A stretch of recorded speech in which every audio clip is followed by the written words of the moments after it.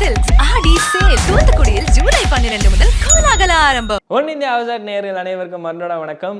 India versus Sri Lanka அப்படின்னு சொல்லக்கூடாது, Sri Lanka versus India அப்படின்னு தான் சொல்லணும். ஏன்னா இந்தியா டூர் போயிருக்கிறாங்க ஸ்ரீலங்காவுக்கு. ரெண்டு டீமுக்கும் ஒரு புதிய ஏரா ஸ்டார்டட். அஸ் அ கோச்சா இருக்கட்டும், இல்லை ஒரு புதிய டீமாக இருக்கட்டும். ஸ்ரீலங்கா ஒரு பாதி ஒரு ஆல்ரெடி இருக்கிற டீம் தான் இருக்கிறாங்க. இந்தியா முழுக்க முழுக்க இதுக்கடுத்து ஒரு புதிய டீமை ப்ரிப்பேர் பண்ண போகிறாங்க. ஏன்னா விராட் கோலி, ரோஹித் சர்மா இரண்டு ஜாம்பவான் பிளேயர்கள் இல்லை.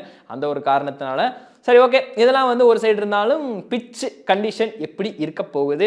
பாலக்கல்லையில் விளையாட போகிறாங்க. ஸோ பாலக்கல்லையில் பொறுத்த வரைக்கும் பார்த்தீங்கன்னா ஒரு எப்படி சொல்கிறது, ஒரு ஃபாஸ்ட் பவுலருக்கு முழுக்க முழுக்க ஒரு ஏற்ற பிச் தான். ஸோ ரெண்டு டீமே ஒரு 3 ஃபாஸ்ட் பவுலர்கள் வச்சு போவாங்கன்றதான் எனக்கு தோணுது. ஆல்ரவுண்டரு ஒரு அட்வான்டேஜாக இருந்தால் டாசன் சானுக்காவை ஒரு மினிமம் ஒரு பார்ட் டைம் பவுலராக ஒரு 2 ஓவருக்கு யூஸ் பண்ணுறதுக்கு வாய்ப்பு இருக்குது. சரித் அசலங்கா அந்த டெக்னிக்கை யூஸ் பண்ணுவாரா அப்படின்றத பார்க்கணும். டாசன் சானுக்கா பொறுத்த வரைக்கும் அவரோட கேப்டன்சியில் அவர் minimum 2 over 3 over போட்டுருவார்.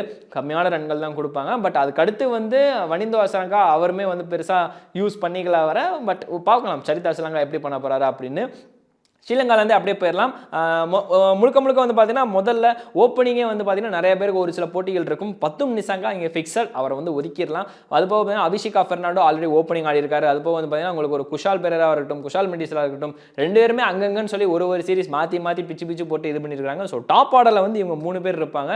But still எனக்கு தெரிஞ்சு ஒரு லெஃப்ட் ஹேண்ட் காம்பினேஷனாக போகணும்னா ஒரு குஷாலும் அதுக்கப்புறம் பத்தும் நிசாங்காவும் போனாங்கன்னா பெட்டராக இருக்கும். பட் அபிஷேக் ஃபெர்னாண்டோ ஆல்ரெடி கொஞ்சம் எக்ஸ்பீரியன்ஸ்டு பிளேயராக இருக்கிறதுனால மேபி அவங்களுக்கு போகலாம். ஸோ பார்க்கலாம் அது எப்படின்றது தெரியல. அது போக பார்த்தீங்கன்னா அடுத்து உங்களுக்கு ஒரு சரித் அசலங்கா வந்துருவார். அதுக்கப்புறம் கீழே கமிண்டோ மெண்டிஸ் இருக்கிறாங்க. T20 பொறுத்த வரைக்கும் கமிண்டோ மெண்டிஸ்க்கு அந்தளவுக்கு பெரிய லெவலில் வரவேற்பு இல்லை அப்படின்னாலும் பட் ஓகே, டீசெண்டாக ஆடக்கூடிய பேர் தான். பட் பார்க்கலாம் அவர் எப்படி இது ஒன்று போகிறான்னு. அது கீழே சரித் அசலங்கா வருவார். அசலங்கா கீழே பார்த்தீங்கன்னா உங்களுக்கு ஒரு வனிந்தோ அசலங்கா இருப்பாங்க. வனிந்தோ அசலங்காக்கு அடுத்து ஒரு டீசெண்டான ஒரு பிளே பண்ணுறக்கூடிய ஒரு நிறைய பிளேயர்கள் இருப்பாங்க. அடுத்து ஒரு துனித் வல்லேகா டெஸ்ட்டில் தரமாக ஒரு இன்னிங்ஸ் தான் ஆடி இருக்காரு. ஒரு சில இன்னிங்ஸ் ஸ்பின் பவுலிங் ஒரு ஆப்ஷன் வேறு இருக்கும். ஏன்னா இங்கிட்ட இந்தியாவுக்கு ரைட் ஹேண்டர்ஸ் நிறைய பேர் இருக்கிறாங்க. ஸோ ஒரு வெளியே எடுத்துகிட்டு போகிற மாதிரி ஒரு லெஃப்ட் ஆர்ம் ஸ்பின்னர் இருக்கிறாங்க. அது ஒரு பெரிய அட்வான்டேஜாக இருக்கும். சமிண்டு விக்ரமசிங் அவர் ஒரு 21 வயது இளம் ஆல்ரவுண்டர். அவருக்கு இந்த சீரீஸில் எங்கே வாய்ப்பு கொடுக்க போகிறாங்க அப்படின்றது தெரியல. பட் பார்க்கலாம், அவங்க போக மாட்டாங்க. ப்ளஸ் அது போக மகேஷ தீக்ஷனா இருக்கிறாரு. அவருமே பார்த்தீங்கன்னா ஒரு உள்ளே வெளியே போடக்கூடிய ஒரு பவுலர் தான். ஒரு ஆஃப் ஸ்பின் போடுவார், ஒரு லெக் ஸ்பின்னும் போடுவார். அவரை எங்கே வைக்க போகிறாங்க? சப்போஸ் இப்போ ஒரு துனித் வல்லேகா கொண்டு வரல அப்படின்னா இங்கிட்ட ஒரு மகேஷ் தீக்ஷனாவும் உங்களுக்கு ஒரு வனிந்தோ அசலங்காவும் இருப்பாங்க. அவங்க 2 பேர் காம்பவுமே போதும் அப்படின்னு நினச்சிங்கன்னா உங்களுக்கு ஒரு தில்ஷன் மதுஷானக்கா, அது போக உங்களுக்கு ஒரு அசிதா ஃபெர்னாண்டோ, அதுக்கப்புறம் ஒரு பின்ரோவா ஃபெர்னாண்டோ இருக்காங்க. பட் மதுஷானக்காவை எடுத்திருக்கிறாங்க. மதுஷானக்கா ஒரு லெஃப்ட் ஆர்ம் ஒரு மிகப்பெரிய ஒரு அட்வான்டேஜ். பிகாஸ் இந்தியன் கிரிக்கெட் டீமுக்கு லாட் ஆஃப் ரைட் ஹேண்டர்ஸ் இருக்கிறாங்க. உங்களுக்கு டாப் ஆர்டர்லேயே சுமன் கில், ஸ்கை, அது போக பார்த்தீங்கன்னா சஞ்சு செட்டா உள்ள வந்தால் சஞ்சு செட்டா இருப்பார், இல்லை ஹர்திக் கண்டிப்பாக இருப்பார். ஸோ அந்த மாதிரி ஒரு விஷயம் இருக்கிறதுனால தில்ஷன் மதுஷானக்கா இனிஷியல் பவர் பிளேயில் உள்ளே வெளியே வித்த காட்டக்கூடியவர். ரோஹித் சர்மா 2023 ODI உலகக்கோப்பையில் செம்மையாக ஒரு ட்ரிக் பண்ணி போல்டு எடுத்தார். அந்த பால் இப்போ வரைக்கும் சூப்பராக கண்ணுக்குள்ளேயே ஞாபகம் இருக்கிற மாதிரி இருக்குது. ஸோ மேக்ஸிமம் மதுஷானக்காவும் உள்ளே வரதுக்கு சான்ஸ் இருக்குது. எனக்கு தெரிஞ்ச அசிதா ஃபெர்னாண்டோக்கு பதிலாக மதுஷானக்கா உள்ளே வந்தார் அப்படின்னா கொஞ்சம் பக்காவாக நல்லா ஒரு பேலன்ஸ்டு ஃபாஸ்ட் பவுலிங் யூனிட்டாக இருக்குமான்னு தான் தோணுது.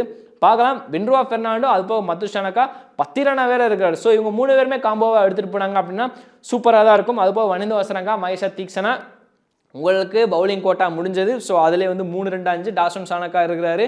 ஸோ அவங்க பவுலிங் போடுறதுக்கு 6வது ஆளாக இருப்பாங்க. ஸோ 6th பவுலர் ஆப்ஷன் வரைக்குமே இருக்கிறாங்க. தேவைப்பட்டால் ஒரு துனித் வல்லேகாவை எடுத்துகிட்டு போகலாம் அப்படின்றதான் நான் சொல்கிறேன். ஸோ அது போக பேட்டிங்கில் குளறுபடி ஆகும் கண்டிப்பாக. ஏன்னா அங்கிட்ட ஒரு நின்று ஆடக்கூடிய ஒரு ஆள் அப்படின்னு சொல்லிட்டு பார்த்தீங்கன்னா இங்கே சரித் அசலங்கா பொறுமையாக நின்று ஆடுவார்.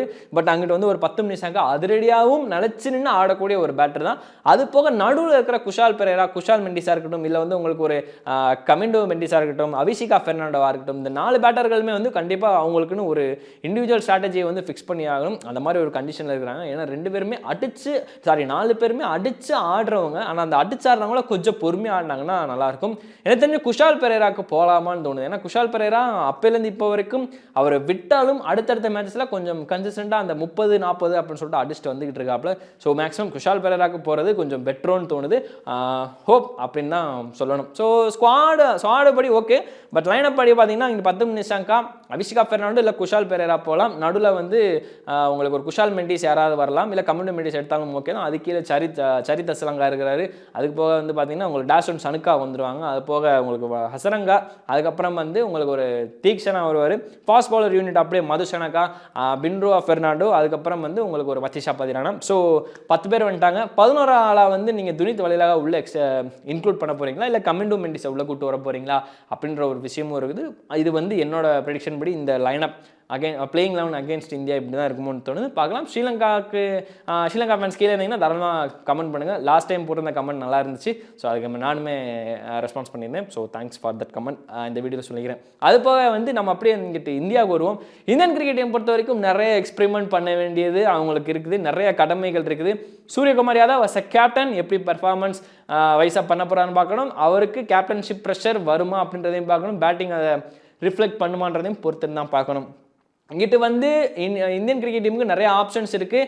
அந்த ஆப்ஷன்ஸ்லாம் எப்படி அதை வந்து பெர்ஃபார்மன்ஸ் வைஸாகவும் பிளேயிங் 11 வைஸாகவும் வந்து கன்வெர்ட் பண்ண போகிறாங்க அப்படின்றது தெரில. ஏன்னா இங்கிட்டு வந்து ஒரு லெஃப்ட் ஹேண்டர்ஸ் அப்படின்னு சொல்லிட்டு இங்கிட்டு வந்து ஸ்ரீலங்கன் டீமுக்கு ஒரு குஷால் பெரேரா தான் லெஃப்ட் ஹேண்டராக இருக்கிறாரு. அது போக அந்த லைனப்பில் அது போக வந்து பார்த்தீங்கன்னா மற்ற எல்லாருமே கொஞ்சம் ரைட் ஹேண்டர்ஸாக தான் இருக்கிறாங்க. சரித் அஸ்லங்க மிடில் ஆர்டர் அப்புறம் தான் வராப்பில். ஸோ டாப் ஆர்டரில் ஒரு தான் இருக்கிறாங்க. ஸோ மேக்ஸிமம் வந்து ஒரு ஆப் ஸ்பின்னுக்கு ஒரு நல்ல வேல்யூ இருக்குமோன்னு எனக்கு தோணுது. பட் இன்ஃபேக்ட் வந்து பிச்சு கொஞ்சம் பேஸ் அண்ட் பவுன்ஸுக்கு யூஸாக இருக்கிறதுனால அதை அவங்க யோசிப்பாங்களான்னு தெரில. பட் இருந்தாலும் இங்கிட்ட வந்து பார்க்கலாம் வாஷிங்டன் சுந்தருக்கு கிடைக்குமா அப்படின்றது தெரில. ஒரு ரவி பிஷ்னாய் இழுத்துட்டு போவாங்களான்னு பார்க்கணும். லெஃப்ட் ஹேண்டருக்கு வந்து சொன்ன மாதிரி தான் வாஷிங்டன் சுந்தருக்கு வாய்ப்பு கிடைக்குமான்னு தெரில. ஸோ ரவி பிஷ்னாய் கொண்டு போகிறது அவேத பால் உள்ளே அவர் போட மாட்டார். ஃபுல் அண்ட் ஃபுல் கூகுளி உள்ளே தான் எடுத்துகிட்டு போவாப்பில். பட் பார்க்கலாம் அவங்க எப்படி இது பண்ண போகிறாங்க அப்படின்னு. பட் இந்த இடத்துல வந்து இன்னொரு ஒரு விஷயம் என்ன அப்படின்னா முகமது சிராஜ், கலீல் அகமதுன்னு இருக்கிறாங்க. ஸோ ஒரு நல்ல ரைட் அண்ட் லெஃப்ட் அசடி பேரை இருக்கிறாப்புல. ஸோ இந்த மூணு பேரை வந்து எப்படி ட்விஸ்ட் அண்ட் டர்ன் பண்ண போகிறாங்க அப்படின்ற ஒரு இதை பார்க்கணும். முக்கியமாக வந்து ஆல்ரவுண்டர் பட்டியலில் உங்களுக்கு சிவம் துபே, ஒரு ஹர்திக் பாண்டியா, ஒரு அக்ஷர் பட்டேல் இருக்கிறாங்க. அக்ஷர் பட்டேல் கண்டிப்பாக எடுத்துகிட்டு போயிருவாங்க. ஜடேஜாவோட இடத்துக்கு அவர் தான் ரீப்ளேஸ்மெண்ட். ஸோ அவரை வந்து விட்டுருவோம். ஹர்திக் பாண்டியா இருப்பார். சிவம் துபே, ரியான் பராக், சஞ்சு சாம்சன் இவங்கெல்லாம் இருக்கிறாங்க. இவங்கெல்லாம் வந்து பார்த்தீங்கன்னா யார் இதில் ஸ்குவாடில் வந்து ஒரே ஒரு ஆள் தான் வாய்ப்பு. இந்த ஒரு ஆள் வாய்ப்புன்றதை யார் எடுத்துகிட்டு போகிறாங்க அப்படின்றதா இருக்குது. ஏன்னா ஓப்பனிங்கில் டாப் ஆர்டரில் வந்து பார்த்தீங்கன்னா உங்களுக்கு வந்து ஒரு opening SS Jaiswal, Shubman Gill, vice captain தவிர்க்கவே முடியாது, வந்துருவார். அதுக்கப்புறம் ஒன் டவுன் வந்து ரிஷப் பண்ட் எனக்கு தெரிஞ்சு ஃபிக்ஸட் தாங்க, மாற்ற மாட்டாங்க. அதுக்கப்புறம் 2 டவுன் வந்து உங்களுக்கு ஸ்கை வந்துடுவார். அந்த 3 டவுன் ஒரு இடம் தான் இருக்குது. அது போக 4 டவுன் ஹர்திக் பாண்டியா, ஒரு 5 டவுன் வந்து ஒரு அக்ஷர் பட்டேல் வந்துடுவார். அதுக்கப்புறம் 6 டவுன் அப்படி இப்படின்னு சொல்லிட்டு ஆட்கள் வந்துகிட்டே இருப்பாங்க. பட் பார்க்கலாம். இந்த இடத்துல 3 பேருக்கான போட்டி, மூணு பேருக்கான போட்டியில் ஒரு ஆல்ரவுண்டர் ஆப்ஷனாக பார்த்தாங்கன்னா ரியான் பராக் உள்ளே போவாங்க. இல்லை ரியான் பராக் இப்போ தான் அனுபவமே இல்லை, பரவாயில்ல எக்ஸ்பீரியன்ஸ் பிளேயராக நாங்கள் சிவம் துபே, அவர் வந்து அட்வான்டேஜ் ஒரு லெஃப்ட் ஹேண்டராக வேறு இருக்கிறாரு அப்படின்னு நினச்சாங்கன்னா சிவம் துபே எடுத்துகிட்டு போகிறதுக்கு ஒரு மிகப்பெரிய சான்ஸ் இருக்குது along with Hardik Pandya. Because seam bowling ஒரு அட்வான்டேஜ் இருக்கிற ஒரு காரணத்தினால. ஸோ பார்க்கலாம். இந்த மாதிரிலாம் ஒரு சின்ன விஷயங்கள் இருக்குது. ஸோ என்னோட ப்ரெடிக்ஷன் பிளேயிங்கில் அவனை சொல்லிடுறேன். இங்கிட்ட வந்து எஸ்எஸ்வி ஜெய்ஸ்வால், அதுபோல் Shubman Gill opening, 1 down Rishabh Pant, 2 down SKY, 3 down வந்து ஸ்லாஷ்னு போட முடியாது. பட் சஞ்சு சாம்சன் உட்காரதாங்க வைப்பாங்க, சொல்கிறது கஷ்டமாக தான் இருக்குது. ஸோ சிவம் துபே ஒரு ரியான் பராக் ஸ்லாஷ் இந்த இடத்துல போடுவேன். ஹர்திக் பாண்டியா, ஒரு அக்ஷர் பட்டேல் வருவார். அது கீழே வந்து பார்த்தீங்கன்னா உங்களுக்கு ஒரு கலீல் அகமது, அர்ஷதீப், அது போக முகமது சிராஜ் வருவாங்க. நடுவில் இருக்கிற அந்த ஒரு இடம் தான் வாஷிங்டன் சுந்தரை உள்ளே இன்க்ளூட் பண்ணுவாங்களா அப்படின்ற ஒரு விஷயமும் இருக்குது. பட் பார்க்கலாம் என்னென்னலாம் பண்ண போகிறாங்க அப்படின்னு. இது என்னோட playing 11 and prediction. So prediction winning prediction percentage பார்க்கணும் இல்லையா, அது வந்து பார்த்தீங்கன்னா ஒரு 60-40, இந்தியாவுக்கு 60, ஸ்ரீலங்காவுக்கு 40 கொடுத்துக்கிறேன். ஹை ஸ்டாண்டர்ட் டீம் அகைன் நான் go with India. But still Sri Lanka வந்து குறைச்சி மதிப்பிடக்கூடாது. டஃப் கொடுப்பாங்க, பயங்கரமாக டஃப் கொடுப்பாங்கன்னு நினைக்கிறேன். சரண் ஜெயசூர்யா புதிய கோச்சாக இருக்கிறாரு. பார்க்கலாம் இந்தியாவுக்கு எதிராக எப்படிலாம் டாக்டிக்ஸ் யூஸ் பண்ண போகிறாங்க அப்படின்னு பொறுத்து தான் பார்க்கணும். உங்களோட ப்ரெடிக்ஷன் என்ன கீழே கமெண்ட் பண்ணுங்கள். இந்தியன் ஃபேன்ஸ், ஸ்ரீலங்கன் ஃபேன்ஸ் யாரெல்லாம் விளையாட போகிறாங்க அப்படின்றத கீழே கமெண்ட் பண்ணுங்கள். எல்லா கமெண்ட்களும் நோட் பண்ண பாட்டுக்கிட்டு தான் இருக்குது. வேற ஒரு வீடியோவில் நான் உங்களை சந்திக்கிறேன். அன்டில் தென் வணக்கம். தி சென்னை சில்க்ஸ் ஆடி சேல் தூத்துக்குடியில் ஜூலை 12 முதல் கோலாகல ஆரம்பம்.